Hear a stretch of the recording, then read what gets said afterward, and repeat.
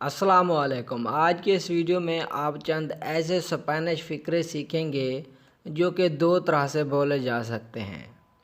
तो हमारे पास पहला फ़िक्रा है, मैं बिल्कुल सोया नहीं हूँ, यानी I have not slept at all. इस फ़िक्रे को स्पेनिश में दो तरह से बोला जा सकता है। पहला है नो ए dormido नादा, नो ए dormido नादा, और दूसरी तरह से बोला जाता है नो ए पेगादो ओखो, नो ए पेगादो ओखो, नो ए पेगादो ओखो। और हमारे पास दूसरा फ़िक्रा है, मैं बहुत थका हुआ हूँ, यानी आई एम वेरी टायर्ड। इसका भी स्पेनिश में दो तरह से तर्जमा होता है।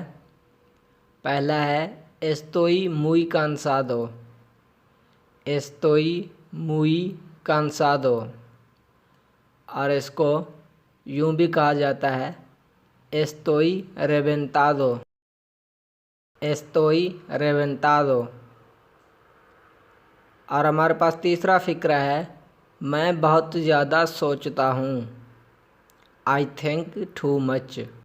तो इसको भी स्पेनिश में दो तरह से ट्रांसलेट किया जाता है, यानी बोला जाता है। तो पहला है पिएंसो demasiado, पिएंसो demasiado, और दूसरी तरह से बोला जाता है me como la olla, me como la olla।